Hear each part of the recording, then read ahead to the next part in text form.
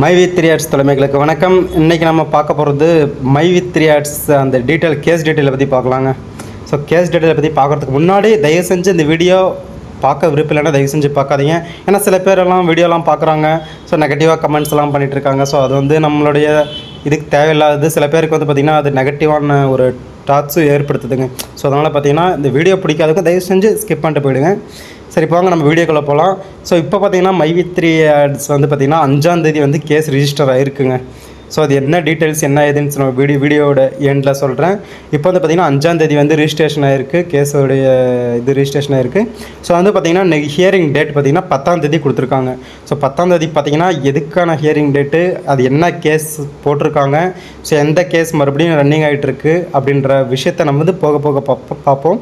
So இப்போ நிறைய பேர் கேட்டிருக்கு ஒரே கேள்வி, அதுதான் எல்லா பெயிலில் வந்துட்டாங்கள, ஏன் மைவி3 ஓப்பன் பண்ணலை, ஏன் எம்டி சார் அஃபிஷியலாக எந்த ஒரு அனௌன்ஸ்மெண்ட்டும் கொடுக்க மாட்டேங்கிறாரு. அவர் ஒரு 6 மாதம் மேலே ஆச்சு. ஸோ அவர் வந்ததுக்கப்புறமும் ஏன் அப்டேட் எதுவும் கொடுக்கல. சரி, டேரக்டர்ஸ்க்கு பார்த்திங்கன்னா பெயில் கிடைக்கும், அவங்களுக்கு பெயில் கிடச்சா அதாவது அப்டேட் வரும் அப்படின்னு சொல்லியிருந்தாங்க. ஸோ அவங்களுக்கு பெயில் கிடச்சதுக்கப்புறம் கூட ஏன் எந்த ஒரு அப்டேட்டும் இதுவரையும் கம்பெனி தரப்புலேருந்து கொடுக்காமல் இருக்காங்க. ஸோ அந்த மாதிரி பல கேள்விகள் பார்த்திங்கன்னா நிறைய பேருக்குள்ள ஓடிக்கிட்டே இருக்குது. ஏன் எனக்கும் அதே கேள்வி தாங்க ஓடிக்கிட்டு இருக்குது. ஸோ உங்களை போல தான் நானும் மைவி3 எப்போ ரீஓப்பன் பண்ணுவாங்கன்னு வெயிட் பண்ணிகிட்ருக்கேன். அதை விட முக்கியமான ஒரு விஷயம், எனக்கு எப்போ அதுலேருந்து எனக்கும் பணம் வரும் அப்படின்ட்டு தாங்க நானும் வெயிட் பண்ணிகிட்ருக்கேன். நானும் அதே கடன் வாங்கி தான் போட்டிருக்கேன். சில பேர் சில நண்பர்கள் பல கருத்துக்களை சொல்லிகிட்டு இருக்காங்க. இவனுக்கு என்னப்பா வீடியோ போட்டு வீஸில் காசு பார்த்துக்கிறான்ட்டு. அதை முற்றிலும் பொய்யான கருத்துங்க. அதாவது யூடியூப்பில் வீடியோ போடுறவங்களுக்கும் அதில் இன்கம் எடுக்கிறவங்களுக்கும் தெரியும். இப்போ நான் போடுற வீடியோவில் பார்த்திங்கன்னா அந்தளவுக்கு இன்கமே கிடையாது. அது மட்டும் இல்லாமல் அது இன்கம் வரத்துக்கு ஏகப்பட்ட ப்ராசஸ் இருக்குது. இது தெரியாமல் சில பேர் கமெண்ட்டில் வீடியோ போட்டு வியூஸ்க்காக காசு சம்பாதிக்கிறான், வீடியோ காசுக்காக போடுறான்னு நினச்சிட்டு இருக்காங்க. அது முற்றிலும் தவறான கருத்துங்க. ஸோ இப்போ நம்ம கேஸ் ஹியரிங் பற்றி போகலாங்க. ஸோ 5ஆம் தேதி, அதாவது நேற்று பார்த்திங்கன்னா கோர்ட்டில் கேஸ் ஃபைல் பண்ணியிருக்காங்க, ரிஜிஸ்ட்ரேஷனும் ஆகிருக்கு. நான் உங்களுக்கு அதுக்கான அத்தாட்சி பார்த்திங்கன்னா அதனுடைய ஃபைலிங் நம்பரும் நான் கொடுக்குறேன், டிஸ்கிரிப்ஷனில் கொடுக்குறேன். தயவு செஞ்சு செக் பண்ணி பாருங்கள். ஸோ நெக்ஸ்ட் ஹியரிங் எப்போன்னு பார்த்திங்கன்னா 10ஆம் தேதி கொடுத்துருக்காங்க. ஸோ 10ஆம் தேதி பார்த்திங்கன்னா அது எதுக்காக போட்டிருக்காங்கன்னு ஃபர்ஸ்ட் ஆஃப் ஆல் பார்த்திங்கன்னா நம்மளுடைய நிறுவனம் அதாவது ரன் ஆகிறதுக்கு தேவையான பல ஏற்பாடுகள் செஞ்சுக்கிட்டு இருக்காங்க. அதில் ஒரு ஏற்பாடு தாங்க இது. அதாவது ரீஓப்பன் பண்ணுறதுக்கு அவங்க என்னென்ன ஸ்டெப்ஸ் எடுக்கணுமோ அதெல்லாம் எடுத்துகிட்டு இருக்காங்க. இதுக்கு முன்னாடி கேஸ் நடந்தது பார்த்திங்கன்னா எம்டி பெயிலுக்கும் அந்த டைரக்டர்ஸ்க்கான பெயிலுக்கும் தாங்க போயிட்டு இருந்தது.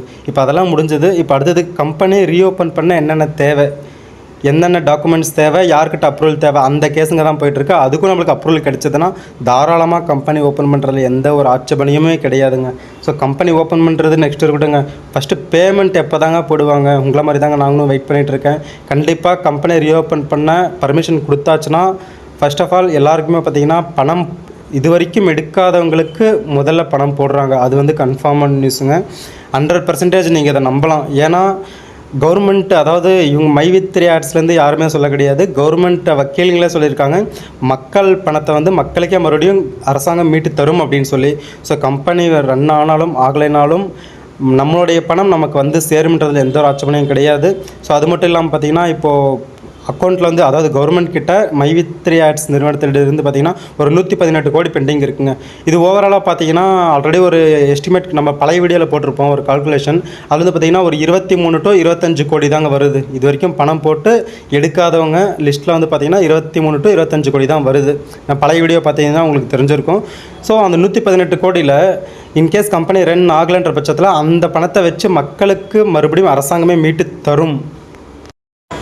அப்படி கம்பெனி ரன் ஆகிடுச்சுன்னா மைவி3 நம்மளுக்கு டைரெக்டாக வழக்கம் போல் எப்படி பேமெண்ட் வருமோ அதே மாதிரி பேமெண்ட் வந்துடுங்க. ஸோ பணத்தை பற்றி யாரும் கவலைப்பட வேண்டாம், கூடிய சீக்கிரம் நல்லதே நடக்கும்.